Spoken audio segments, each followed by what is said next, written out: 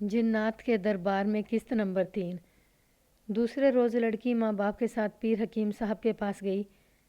پیر نے ماں باپ کے سامنے لڑکی سے کہا، میں شیطان اور بدنیت انسان نہیں ہوں، میں تمہارے وجود میں انسان کی روح ڈالنا چاہتا ہوں۔ اس سے یہ ہوگا کہ تمہارے ماں باپ کے دن پھر جائیں گے۔ کچھ ایسی ہی اور باتیں تھیں اور پیر کی اداکاری بھی تھی جس نے لڑکی کو قائل کر لیا کہ وہ پیر کے ساتھ الگ کمرے میں چلی گئی۔ تھوڑی دیر بعد پیر باہر آیا، لڑکی اس کے ساتھ نہیں تھی۔ پیر نے اس کے ماں باپ سے کہا کہ اس نے لڑکی کے باپ کو حاضر کر لیا ہے، وہ لڑکی کی ملکیت سے دستبردار نہیں ہو رہا۔ تم دونوں گھر چلے جاؤ، چند دن لگیں گے، میں تمہیں خود بلا لوں گا۔ ماں اور باپ خوشی خوشی اپنے گاؤں چلے گئے۔ پیر کا جادو پورا اثر کر چکا تھا۔ باپ نے مجھے بتایا کہ 8-9 روز بعد گھوڑی کی چوری کی واردات والی صبح پیر اس کے گھر آیا۔ وہ سخت غصے میں تھا۔ اس نے آتے ہی پوچھا، وہ نامراد کہاں ہے؟ باپ نے پوچھا کہ سرکار کس کا پوچھ رہے ہیں؟ سرکار نے انہیں بتایا کہ ان کی لڑکی بھاگ آئی ہے۔ ماں باپ نے لا علمی کا اظہار کیا مگر پیر مان نہیں رہا تھا۔ وہ ان پر الزام لگائے جا رہا تھا کہ لڑکی اس کے گھر سے بھاگ آئی ہے اور انہوں نے ماں باپ نے اسے ذمہ دار کے حوالے کر دیا ہے یا اسے کہیں چھپا دیا ہے۔ یہ بھی آپ کی دلچسپی کے لیے بتا دوں کہ پیر جب لڑکی کے گھر آتا تھا تو اس نے سر اور چہرہ کھیس میں چھپایا ہوا ہوتا تھا اور وہ اپنے خاص گھوڑے پر نہیں آتا تھا تاکہ کسی کو پتہ نہ چلے کہ پیر حکیم صاحب ہے۔ یہ شخص اپنے مریدوں کے گاؤں کے دورے پر جایا کرتا تھا۔ اس کا دورہ ہمارے آج کل کے وزیروں سے کم نہیں ہوتا تھا۔ آگے آگے 3-4 سبز جھنڈے، پیچھے پیر کی سواری اور اس کے پیچھے خصوصی مریدوں اور درباریوں کا جلوس ہوتا تھا۔ یہ جلوس کلمہ شریف کا ورد کرتا جاتا تھا مگر لڑکی کے گھر وہ بہروپ میں جاتا تھا۔ لڑکی کا گاؤں پیر کے گاؤں سے 2.5 میل دور کے لگ بھگ دور تھا۔ اس صبح بھی پیر کھیس میں چہرہ چھپایا گیا۔ لڑکی کے ماں باپ روتے اور اس کے قدموں میں بچھ بھی جاتے تھے مگر پیر کو ان پر اعتبار نہیں آیا تھا۔ وہ دوپہر تک ان کا خون خشک کرتا رہا، پھر دھمکی دے کر چلا گیا۔ ماں باپ کا بیان ختم ہوا تو میں نے لڑکی کی ماں کو بلایا۔ ماں کی آنکھیں نیلی نہیں تھیں، اس کا رنگ گورا بھی نہیں تھا، البتہ اس علاقے کے لوگوں کی نسبت اس کا رنگ نکھرا ہوا گندمی تھا۔ اس کے چہرے کے نقش اچھے تھے جو غربت، محنت مزدوری اور پریشانیوں کے اثرات سے بجھے بجھے سے تھے۔ میں اس کے رنگ اور نقوش کو یہ معمہ حل کرنے کے لیے دیکھ رہا تھا کہ گورے رنگ اور نیلی آنکھوں والی بیٹی اس عورت کی ہو سکتی ہے یا نہیں۔ نہیں ہو سکتی تھی، یہ غریب عورت تھی، بری طرح ڈری ہوئی تھی۔ میں نے بڑی مشکل سے اس کا ڈر دور کیا، اسے اپنی بہن کہا، ہمدردی کا اظہار کیا اور اس نے زبان کھولی۔ اس نے بالکل وہی بیان دیا جو اس کے خاوند کا تھا۔ دونوں کے بیانوں میں مجھے معمولی سا بھی اختلاف نظر نہ آیا۔ میں اس کی حوصلہ افزائی کرتا اور اسے لقمے دیتا جا رہا تھا اور اس کے دل سے یہ خوف بھی نکالتا گیا کہ اس کے خلاف کوئی کارروائی کی جائے گی۔ میرے اس رویے سے وہ بے تکلفی سے اور بے خوف ہو کر بیان دینے لگی۔ بیان ختم کرنے تک وہ بالکل ہی بے خوف ہو چکی تھی۔ لوگ کہتے ہیں یہ لڑکی تمہارے بطن سے پیدا نہیں ہوئی۔ میں نے اسے کہا، تمہیں یہ لڑکی کہیں سے ملی تھی یا یہ کسی اور کی بچی تھی جسے تم اٹھا لائی تھیں؟ اس کے چہرے کا رنگ صاف طور پر پیلا پڑ گیا۔ وہ ڈر گئی کہ میں اس پر بچی کے اغوا کا الزام عائد کر رہا ہوں۔ اس کے ہونٹ کانپنے لگے۔ اس کی ایسی حالت دیکھ کر مجھے اس پر ترس آ گیا لیکن میں حقیقت معلوم کرنا چاہتا تھا۔ میں نے کہا، بولو، سچ بتا دو گی تو میں کوئی کارروائی نہیں کروں گا۔ میرے خاوند کو تو نہیں بتائیں گے؟ اس نے پوچھا اور اس کے آنسو بہہ نکلے۔ میں مسلمان ہوں، میں نے کہا، اور میں نے تمہیں بہن کہا ہے، کسی کو نہیں بتاؤں گا۔ یہ میرے دل کی آواز تھی۔ مجھے اس سے کوئی غرض نہیں تھی کہ لڑکی اس کی اپنی ہے یا کہیں سے لائی گئی ہے۔ یہ لڑکی میری اپنی ہے، اس نے جواب دیا، لیکن یہ میرے خاوند کی نہیں۔ وہ چپ ہو گئی اور اس نے سر جھکا لیا۔ میری حوصلہ افزائی اور بہت سے اصرار کے بعد بولی، میری شادی جبل پور چھاؤنی میں ہوئی تھی۔ میں یتیم تھی، میرا خاوند بھی دنیا میں اکیلا رہ گیا تھا۔ مجھے ماموں نے پالا تھا۔ ہم سب چھاؤنی میں انگریز فوجی افسروں کے بنگلوں میں نوکر تھے۔ میرا خاوند ایک میجر کے بنگلے میں بیرا تھا۔ وہ مجھے شادی کے بعد وہیں لے گیا۔ صاحب نے ہمیں سرونٹ کوارٹر دے دیا۔ ایک روز دوپہر کے وقت صاحب نے میرے خاوند کو آواز دی۔ بہت گرمی تھی، میرے خاوند کو بخار آ رہا تھا۔ مجھے کہنے لگا کہ تم چلی جاؤ، کہہ دینا مجھے تیز بخار ہے۔ میں چلی گئی۔ صاحب بنگلے میں اکیلا تھا، اس کی بیوی گرمیاں گزارنے پہاڑ پر چلی گئی تھی۔ میں نے اسے ابھی دیکھا نہیں تھا۔ میں صاحب کے پاس گئی اور اسے بتایا کہ میرا خاوند بیمار ہے، مجھے حکم دو۔ صاحب نے وہ کام مجھے بتایا جس کے لیے اس نے میرے خاوند کو آواز دی تھی۔ میں نے کام کر دیا۔ اس نے مجھے سونے کے کمرے میں بلایا۔ اس وقت میری عمر 18-19 سال تھی۔ صاحب نے مجھے اپنے پاس بٹھا کر ٹوٹی پھوٹی اردو میں کہا کہ میری میم صاحب بہت بھدی ہے، اسے میں نے گرمی شروع ہونے سے پہلے ہی پہاڑ پر بھیج دیا۔ اس نے کہا ہمارا میم بہت خراب ہے، تم بہت اچھا۔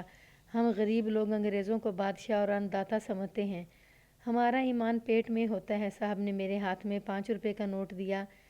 یہ لڑکی جسے میرا خامد اپنی بیٹی کہتا ہے، اس انگریز میجر کی بیٹی ہے۔ جب یہ بیٹی پیدا ہوئی تو ہم اسی میجر کے سرونٹ کوارٹر میں رہتے تھے۔ میرے خامد نے بچی کو دیکھا تو اس نے حیران ہو کر مجھے دیکھا، مجھ سے پوچھا یہ میری بچی نہیں ہو سکتی۔ اس آدمی پر میرا رعب چلتا تھا۔ میں نے اسے بہت بری گالیاں دی، حالانکہ وہ سچا تھا۔ میں نے اسے منوا لیا کہ یہ اسی کی بچی ہے۔ صاحب کی میم آ چکی تھی، اس کے 2 بچے تھے۔ صاحب ٹھیک کہتا تھا، میم بہت بھدی تھی۔ میری بچی 6-7 ماہ کی ہوئی تو ایک روز میں اسے اٹھائے بنگلے میں گئی۔ میم صاحب نے پہلی بار میری بچی کو دیکھا، اس نے مجھے مبارک دی اور خوشی کا اظہار کیا، مگر اس نے بچی کو دیکھا تو چونک کر مجھے دیکھا۔ غصے میں بولی یہ بیبی تم کدھر سے لایا؟ میں نے جواب دیا کہ یہ میری اپنی بچی ہے۔ اس نے مجھے گالیاں دیں۔ وہ طبیعت کی غسیلی تھی، اندر گئی اور صاحب کے ساتھ اپنی زبان میں لڑنے لگی۔ اسی روز اس نے مجھے اور میرے خامد کو نوکری سے جواب دے دیا۔ میرے خامد کو پتہ نہ چل سکا کہ کیا وجہ ہے۔ ہمیں میم نے جواب دیا تھا صاحب باہر نہیں آیا۔ میم نے کہا کہ فوراً کوارٹر خالی کر دو۔ ہم وہاں سے نکل گئے۔ کچھ دن خراب ہوئے، پھر ایک جگہ نوکری ملی۔ یہ صاحب بھی ویسا ہی تھا جیسے پہلا تھا۔ میں اب سنبھل گئی تھی، ایک غلطی کی سزا بھگت کر ویسے ہی دوسری غلطی نہ کی۔ نوکری چھوڑ کر ہم اس گاؤں میں آگے محنت مزدوری کرتے رہے۔ میرے خامد نے کھیتی باڑی سیکھ لی۔ وہ شروع میں کہتا رہا کہ انگریزوں کی نوکری میں جو مزے ہیں وہ کہیں اور نہیں، لیکن میں بھوکی مرنے کو تیار تھی، انگریزوں کی نوکری منظور نہیں تھی۔ خدا نے میری وہ ایک بھول جو میں نے نوجوانی کی نادانی میں کر بیٹھی تھی ابھی تک معاف نہیں کی۔ اپنے خامد کو دھوکہ دینے والی عورت کو خدا معاف کیا ہی نہیں کرتا۔ یہ لڑکی آج تک میرے لیے سزا بنی ہوئی ہے۔ وہ بہت روئی۔ انگریز افسروں کے اخلاق کو اور ان کے ہندوستانی نوکروں کی مجبوریوں کو ہم اچھی طرح سمجھتے تھے۔ یہ ایک تو انگریز نے ایک غریب ہندوستانی لڑکی کو خراب کیا تھا۔ میں ایسے انگریز فوجی افسروں کے نام بتا سکتا ہوں جن کی میموں نے اپنی فوجی اردلیوں کے ساتھ آشنائی کر رکھی تھی۔ ان میں 3 پنجابی اور 1 پٹھان تھا۔ انگریزوں کی اخلاقی حالت کچھ ایسی ہی تھی۔ تم تو اپنے خامد کو اس طرح وہم کو نہیں مانتی ہوگی کہ لڑکی کسی جن کی اولاد ہے۔ میں نے کہا کیا تم بھی یہی سمجھتی ہو کہ یہ لڑکی تمہارے گھر سے چلی جائے تو تمہارے ہاں اولاد ہوگی؟ وہ پسماندہ ذہن کی عورت تھی، اس لیے پیر کے خلاف کوئی بات سننے یا کہنے سے ڈرتی تھی، لیکن وہ پیروں کے احترام اور حقیقت کے درمیان پھنسی ہوئی نظر آتی تھی۔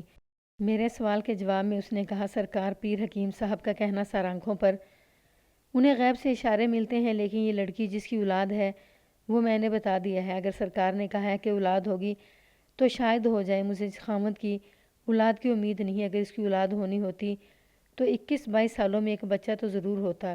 لڑکی کہاں ہوگی؟ وہ قسمیں کھانے لگی کہ اسے معلوم نہیں۔ اسے وہ پیر کے گھر چھوڑ آئے تھے۔ میں نے ذمہ دار کا نام لے کر پوچھا کہ اس کے ساتھ لڑکی کے تعلقات کیسے تھے؟ کیا یہ ہو سکتا ہے کہ لڑکی اسے پسند کرتی ہو، لڑکی کو اسی ذمہ دار نے پیر کے گھر سے اغوا کروایا ہو؟ معلوم ایسے ہی ہوتا تھا جیسے وہ اس ذمہ دار کو پسند کرتی ہے۔ اس نے جواب دیا اس کے تحفے، کپڑے اور پیسے ہنسی خوشی سے لے کر رکھ لیتی تھی۔ وہ راتوں کو باہر نکل جاتی تھی تو مجھے یقین ہوتا تھا کہ ذمہ دار کہیں جنگل میں آیا ہے اور یہ اسے ملنے گئی ہے۔ تم لڑکی سے ڈرتی ہو؟ بہت ڈرتی ہوں، اس نے جواب دیا۔ وہ ہماری سنتی ہی نہیں۔ اس سے کچھ اور باتیں پوچھی، کچھ باتیں اسے سمجھائیں اور میاں بیوی کو گھر بھیج دیا۔ میرے سامنے بڑا ہی پیچیدہ مسئلہ تھا۔ یہ نہ گھوڑی کی چوری کا تھا، نہ لڑکی کی گمشدگی کا، یہ رام کھوجی کے قتل کا مسئلہ تھا۔ میں نے فرض کر لیا تھا کہ کسی جرائم پیشہ گروہ کی واردات ہے۔ میرے ذہن میں بار بار مینا اور بساکھا آتے تھے۔ عثمان کے ساتھ تبادلہ خیالات کرتے ہوئے مجھے یہ امکان نظر آنے لگا کہ یہ واردات اس پیر کی ہے۔ پیر کے پاس بھی جرائم پیشہ آدمی تھے جن کے ہاتھوں وہ رامے کو قتل کرا سکتا تھا۔ مجھے یہ امکان بھی نظر آیا کہ واردات ذمہ دار کی ہے۔ وہ بھی اپنی حیثیت کے رعب اور پیسے کے زور سے قتل جیسے بھیانک جرم کا ارتکاب کرا سکتا تھا۔ ان امکانات کو 2 چیزیں رد کرتی تھیں۔ ایک یہ کہ پیر کے گھر سے لڑکی غائب ہوئی تھی اور ذمہ دار کے گھر سے گھوڑی چوری ہو گئی تھی۔ اس گھورک دھندے کو سیدھا کرنے کے لیے ذمہ دار اور پیر سے ملنا بہت ضروری ہو گیا۔ ان کے سینوں سے راز نکالنا بڑی استادی کا بلکہ مداریوں جیسا کام تھا۔ میں جس وقت لڑکی کے ماں باپ کے ساتھ مصروف تھا، اس دوران عثمان نے یہ انتظام کر دیا تھا کہ علاقے کے تمام مخبروں کو ہدایات بھیج دی تھیں کہ مینا اور بساکھے کی اطلاع دیں، ان کا کوئی بھی آدمی جہاں کہاں بھی نظر آ جائے تھانے میں یہ جلد از جلد اطلاع دیں۔ جرائم پیشہ گروہوں کے سرغنوں کی تلاش کا طریقہ اور ذریعہ صرف مخبر ہوتے تھے، اس کے لیے آج تک کوئی سائنسی طریقہ ایجاد نہیں ہوا۔ عثمان نے علاقے کے بعد سزا یافتہ جرائم پیشہ آدمیوں کو تھانے حاضری دینے کے لیے کانسٹیبل بھیج دیے تھے۔ یہ وہ لوگ تھے جو چھوٹی موٹی وارداتیں بھی کر دیتے تھے اور پولیس کے لیے مخبری بھی کرتے تھے۔ پولیس کی طرف سے انہیں یہ صلہ ملتا تھا کہ کبھی کچھ رقم دے دی جاتی یا کسی کی ایک آدھ واردات کی تفتیش گول کر دی جاتی تھی۔ میں نے گھوڑے پر ایک کانسٹیبل کو ذمہ دار کے گاؤں کے اس پیغام کے ساتھ بھیجا کہ فوراً تھانے آئے۔ وہ جب آیا رات ہو چکی تھی۔ میں نے کسی تمہید کے بغیر پوچھا، آپ کو گھوڑی چاہیے؟ ہاں ہاں، اس نے بے تاب ہو کر پوچھا۔ مل گئی ہے؟ جو ہی آپ لڑکی کو لا دیں گے میں آپ کی گھوڑی آپ کو دے دوں گا۔ لڑکی؟ اس نے حیران سا ہو کے پوچھا۔ کون سی لڑکی؟ نیلی آنکھوں والی۔ وہ بوجھ سا گیا، کہنے لگا کہ اس لڑکی کے متعلق وہ کچھ نہیں جانتا۔ کیا میں وہ تمام کپڑے اور پیسے آپ کے سامنے رکھ دوں جو آپ اس لڑکی کو اس کے گاؤں میں جا کر دیتے تھے؟ میں نے کہا اور اس کے چہرے کے تاثرات کی تبدیلی دیکھنے لگا۔ تبدیلی بڑی صاف تھی۔ کیا آپ سچے دل سے اس لڑکی کے ساتھ شادی کرنا چاہتے تھے؟ اسے خاموش دیکھ کر میں نے پوچھا۔ آپ بہت کچھ جانتے ہیں۔ ایک آدمی قتل ہو گیا ہے جو پولیس کے محکمے کا قیمتی آدمی تھا۔ میں آپ کو مشتبہ بنا کر حوالات میں بند کر سکتا ہوں۔ اسے اچانک یاد آ گیا کہ وہ اونچی حیثیت کا آدمی ہے اور انگریزوں کا منظور نظر۔ بولا، آپ نے ایک تو مجھے بے وقت بلایا ہے، دوسرے یہ کہ آپ مجھے دھمکیاں دے رہے ہیں۔ اپنی نوکری کو خطرے میں نہ ڈالیں۔ میری اتنی قیمتی گھوڑی چوری ہو گئی ہے اور آپ مجھے ایک لڑکی کے ساتھ وابستہ کر رہے ہیں اور میں آپ کو رامے کھوجی کے قتل کے جرم میں شامل تفتیش کر رہا ہوں۔ میں نے تھانہ داروں کے لہجے میں کہا، میں جو پوچھتا ہوں اس کا جواب دیں۔ کیا آپ لڑکی کے گھر نہیں جاتے تھے؟ وہ میرے منہ کی طرف دیکھتا رہا۔ میں نے پوچھا، کیا آپ رات کو لڑکی کے گاؤں کے باہر لڑکی سے چوری چھپے نہیں ملتے تھے؟ نہیں، اس نے تڑپ کر جواب دیا، میں کبھی رات کو اسے ملنے نہیں گیا تھا۔ دن کو جاتے تھے؟ اس نے ذرا سوچ کر جواب دیا، ہاں میں دن میں چند ایک بار گیا ہوں۔ وہ مسکرایا۔ میں نے اپنا رویہ کچھ نرم کر لیا۔ کچھ باتیں اس نے بتائیں، کچھ میں نے پوچھیں۔ اس نے کوئی پردہ نہ رہنے دیا۔ اس نے لڑکی کے ماں باپ کے بیان کی تصدیق کر دی۔ وہ یہ بھی مان گیا کہ اس کی اور پیر کی رقابت تھی اور عداوت بھی۔ اس نے یہ بھی اعتراف کیا کہ لڑکی کے ساتھ شادی نہیں کرنا چاہتا تھا۔ یہ تو اسے پھانسنے کے ڈھنگ تھے۔ وہ اس لڑکی کی خاطر اس کے ماں باپ کو زمین کا ایک ٹکڑا دینے کو تیار تھا۔ لڑکی آپ کو پسند کرتی تھی؟ نہیں، اس نے جواب دیا، وہ نہ مجھے پسند کرتی تھی نہ پیر کو۔ آپ نے کیسے معلوم کیا؟ اس نے مجھے کبھی دھتکارا نہیں تھا۔ اس نے جواب دیا، میرے تحفے اور کپڑے اور پیسے خوشی سے لے لیتی تھی، لیکن مجھے 2 ہاتھ دور ہی رکھتی تھی۔ میں صاف سمجھ آتا تھا کہ یہ مجھے قبول نہیں کر رہی۔ لڑکی بہت چالاک اور ہوشیار ہے۔ میں اب محسوس کرنے لگا ہوں کہ میں اس کے ساتھ کھیلنا چاہتا تھا، لیکن وہ مجھے انگلیوں پر نچاتی رہی۔ پیر سے تو وہ نفرت کرتی تھی۔ میرا خیال ہے وہ رات کو کبھی کبھی آپ کو گاؤں سے باہر ملتی تھی۔ میں نے کہا، آپ اسے دن کو بتا دیتے ہوں گے کہ آپ فلاں جگہ رات کو آئیں گے۔ میں نے آپ کو سب کچھ بتا دیا۔ اس نے کہا، یہ چھپانے کی کیا ضرورت ہے کہ وہ مجھے رات کو ملتی تھی یا نہیں؟ میں نے اسے 2-3 بار کہا تھا کہ میں رات کو آؤں گا۔ آپ یقین جانیں اس نے ہر بار یہی جواب دیا تھا کہ دن کو آ جایا کریں، رات والی بات دل سے نکال دیں۔ لڑکی کے باپ نے مجھے بتایا تھا اور ماں نے بھی کہ لڑکی کبھی کبھی رات کو باہر جاتی اور دیر سے آتی تھی۔ دونوں کو یقین تھا کہ رات کو یہ ذمہ دار کسی جگہ آتا ہے۔ میں نے بھی یہی رائے قائم کی تھی، لیکن ذمہ دار کہہ رہا تھا کہ ایسی کوئی بات نہیں تھی۔ لڑکی جاتی ضرور تھی۔ میرے ذہن میں یہ سوال پیدا ہو گیا کہ وہ کس کے پاس جاتی تھی، اس سے ملنے کون آتا تھا؟ کیا وہ آدمی یہی تو نہیں جس کے ساتھ لڑکی پیر کے گھر سے بھاگ گئی ہے؟ پھر وہی سوال سامنے آ گیا کہ گھوڑی کون لے گیا؟ رامے کو کس نے قتل کیا؟ میں نے یہ سوچا ضرور تھا کہ لڑکی ہاتھ نہ آئی تو اسے اغوا کر لوں گا، ذمہ دار نے کہا، لیکن اس پر پیر نے قبضہ کر لیا۔ لڑکی کے فرار سے ظاہر ہوتا ہے کہ اس کا دل کہیں اور تھا اور اس آدمی کے ساتھ چلی گئی ہے۔ لڑکی جائے جہنم میں، میں نے جھنجھلا کر کہا، مجھے رامے کھوجی کا قاتل مطلوب ہے۔ کیا آپ یہ میری مشکل حل کر سکتے ہیں؟ میں نے بہت سوچا ہے۔ اس نے کہا، وہ میری گھوڑی کے کھرے پر جا رہا ہے۔ آپ بتاتے ہیں کہ لڑکی اسی گھوڑی پر گئی ہے۔ یہ مشکل پیر حل کر سکتا ہے۔ میں نے اپنے انداز کی پوچھ گچھ کی۔ یہ شخص مجھے صاف نظر آیا۔ میں اگلے روز پیر کے ہاں گیا۔ مجھے دیکھ کر اس نے اپنے اوپر جلالی کیفیت طاری کر لی۔ میں اس کے قریب بیٹھا، مریدوں کی طرح سلام کیا۔ وہ مراقبے میں چلا گیا۔ میں دانستہ خاموش بیٹھا رہا۔ مجھ پر اس کا تقدس طاری ہوا نہ روب۔ میرے پاس کیوں آئے ہو؟ اس نے آنکھیں بند کیے ہوئے کہا۔ میں تمہاری صورت نہیں دیکھنا چاہتا۔ میرے ایک آدمی نے تمہاری سفارش کی ہے کہ تم شریف آدمی ہو، ورنہ تمہارا بہت انجام برا ہوتا۔ تم میری غیر حاضری میں میری اجازت کے بغیر میرے گھر میں داخل ہوئے، پھر جوتوں سمیت اس درگاہ کی چھت پر گئے۔ تم نے یہ نہیں دیکھا کہ حضرت سلیمان کی امت جنات نیچے قرآن پاک پڑھ رہی تھی۔ پھر میرے 4 آدمیوں کو اپنے ساتھ لے گئے۔ یاد رکھو اس علاقے میں انگریزوں کی حکومت نہیں ہے۔ کہو تو ایسا جن پیچھے ڈال دوں کہ ساری عمر تڑپتے گزار دو۔ خوش قسمت ہو کہ مسلمان ہو۔ مجھے اس پر جو غصہ آیا اس کا آپ اندازہ نہیں کر سکتے، لیکن میں غصے کا اظہار نہیں کرنا چاہتا تھا۔ اس کے بجائے میں نے اسے معافی مانگی اور کہا، یا سرکار میری نوکری کا سوال ہے، آپ کے قبضے میں جن اور چڑیلیں ہیں، ان سے پوچھیں گھوڑی کہاں ہے۔ آپ کو معلوم ہے کہ گھوڑی کا مالک بہت بڑا ذمہ دار اور حکومت کا آدمی ہے، میری رپورٹ کر دے گا اور میں مارا جاؤں گا۔ اس نے لمبا سانس لیا اور جو شاید اطمینان کا اظہار تھا، اس نے گردن اکڑا لی اور آنکھیں کھول کر میری آنکھوں میں دیکھا۔ میرے ساتھ سر پر ہاتھ رکھ کر اپنے جلالی انداز میں کہا، پرسوں اسی وقت دربار پر حاضری دو، ہم تمہیں بتائیں گے کہ گھوڑی کس کے پاس ہے۔ جاؤ، چلے جاؤ سرکار۔ میں نے جاہل قسم کے مقتدوں اور مریدوں کے لہجے میں التجا کی۔ 2 باتیں اور بھی اپنے جنات سے پوچھنا، ایک یہ کہ آپ کی چھت سے جو لڑکی رسے سے اتر کر فرار ہوئی ہے وہ کہاں ہے، اور رامے کھوجی کا قاتل کون ہے؟ وہ اس طرح بدکا جیسے اسے کسی نے سوئی چبھو دی ہو۔ کچھ دیر آنکھیں پھاڑ کر مجھے دیکھتا رہا، پھر آگے جھک کر سرگوشی میں مجھ سے پوچھا، راما کھوجی قتل ہو گیا ہے؟ آپ کو کسی نے نہیں بتایا؟ نہیں، اس نے جواب دیا۔ میں سوچنے لگا، کیا اس شخص کو واقعی علم نہیں کہ راما قتل ہو گیا ہے؟ قتل اس کی بستی سے دور ہوا تھا، میں جائے واردات پر دوسری طرف سے گیا تھا، شاید اسے معلوم نہ ہو سکا ہو۔ پولیس کہیں جاتی تھی تو ہر طرف خبر پھیل جاتی تھی کہ فلاں جگہ پولیس گئی ہے۔ ڈاکے اور قتل کی واردات کی خبریں بھی اسی طرح پھیلا کرتی تھیں۔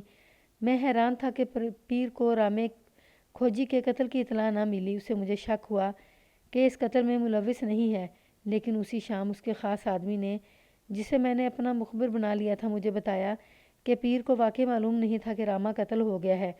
لڑکی کے فرار نے اسے باولا کر دیا تھا۔ وہ غصے میں تھا اور بے تحاشا شراب پیتا رہا تھا۔ نشے میں دھت ہونے کی وجہ سے وہ تھانے میں مجھ پر غصہ جھاڑنے نہیں آیا تھا، نہ اسے اتنا ہوش تھا کہ مجھے اپنے ہاں بلا کر گلا کرتا کہ میں نے اس کی غیر حاضری میں اس کی اجازت کے بغیر داخل ہو کر اس کے دربار کی بے ادبی کی ہے۔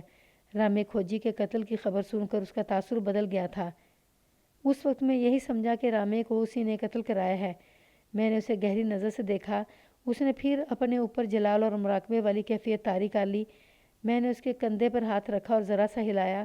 سرکار، میں نے کہا، ہوش میں آئیں، ہم دونوں ایک دوسرے کو اچھی طرح جانتے ہیں، اس لیے اس نشے سے نکلیں کہ یہاں انگریزوں کی بادشاہی نہیں ہے۔ انگریز آپ کو اچھی طرح جانتے ہیں، آپ کیا ہیں؟ اس نے آنکھیں کھول دی اور عام آدمی کی طرح مجھے دیکھا۔ میں نے کہا، میں نے آپ کی عزت کی ہے کہ یہاں آ گیا ہوں، میں آپ کو تھانے بلا سکتا تھا۔ انگریزوں کا ایک قیمتی کھوجی قتل ہو گیا ہے۔